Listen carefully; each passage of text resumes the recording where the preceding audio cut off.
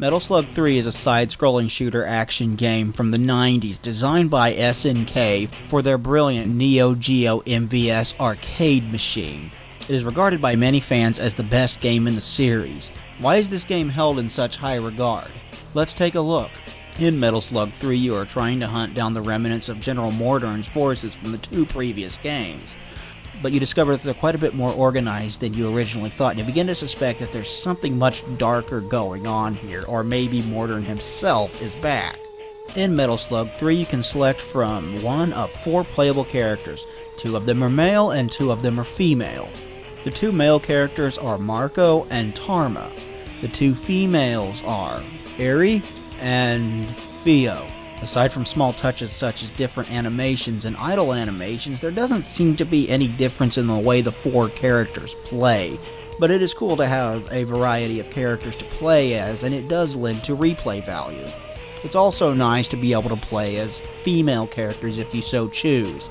For the most part, the gameplay in Metal Slug consists of running to the right or the left, jumping from one platform to another, and keeping a constant barrage of fire to make sure that every single thing standing in your way dies. This game has a variety of guns that you can pick up and use it to kill enemies, such as a rocket launcher, a flamethrower, a shotgun, a machine gun, and a laser weapon. The variety of the weapons not only helps with replay value, but helps keeps the game fresh as you play through it, as does the short length of it.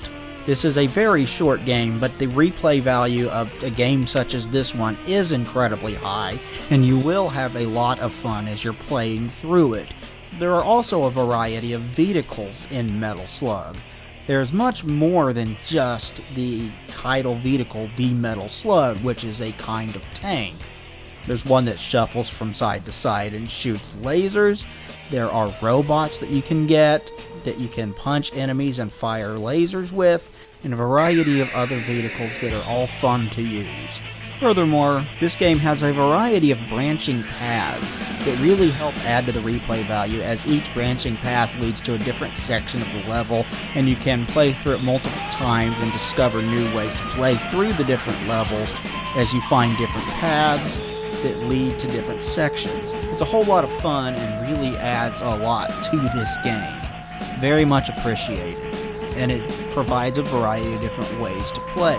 Honestly, the gameplay here is not complex at all. It is about as simple and as arcadey as video games get, but that's not a bad thing.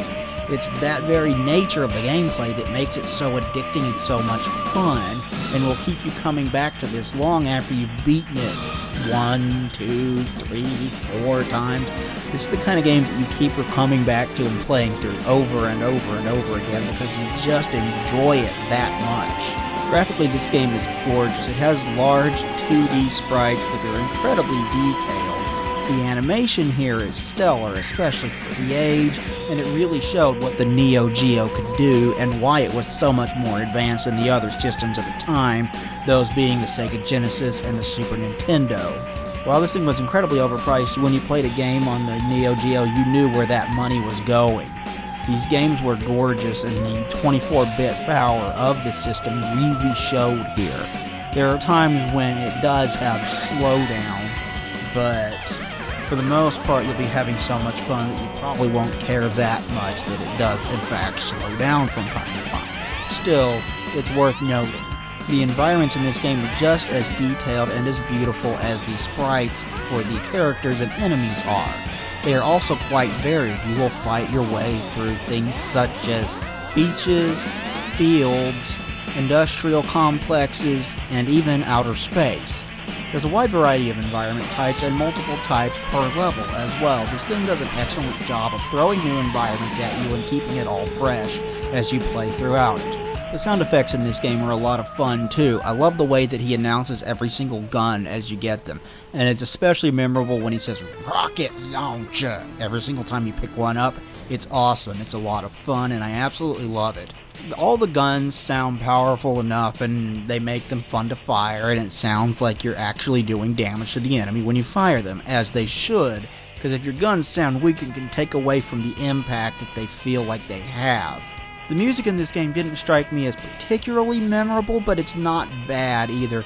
It's not obnoxious, it never gets in the way of the gameplay or anything like that. It's just kind of there, at least for me.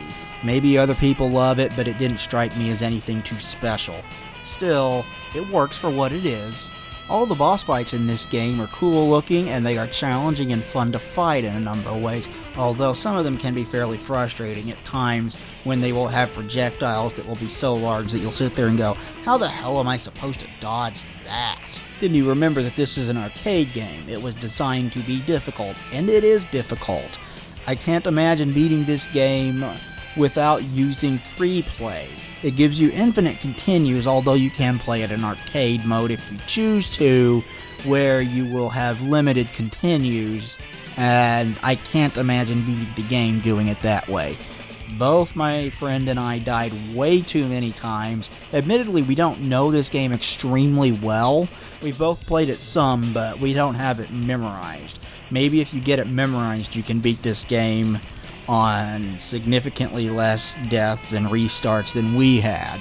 But we thoroughly enjoyed our time with it. I found that despite dying a ton of times as I played throughout this game, it never once angered me, it never once annoyed me, it didn't bother me at all, because I was just having way too much fun. And that's the sign of a good arcade game, when you can just die over and over and over again, and you don't really notice or care because you're just having too much fun.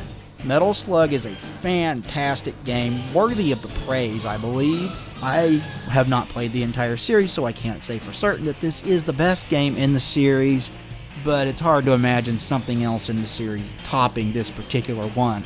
I will say one thing against it, though, and that is that the last level is so long that it feels like it should have been divided up into 2 or 3 different sections or 2 or 3 different levels, because it kind of throws off the pacing when the 4 levels before it are all fairly short, and the last one can take 45 minutes to an hour to beat, depending upon if you're playing it co-op or by yourself. Still, this game is on Steam and PlayStation 3 and a variety of other platforms. I would recommend plopping down the money for it and buying this game, sitting down with your friends and having a good time with it. It is a lot of fun, and I highly recommend it. Thank you everybody for listening. Please like, comment, and subscribe down below. It would be greatly appreciated. We will talk to you guys next time. Thanks everybody. Bye.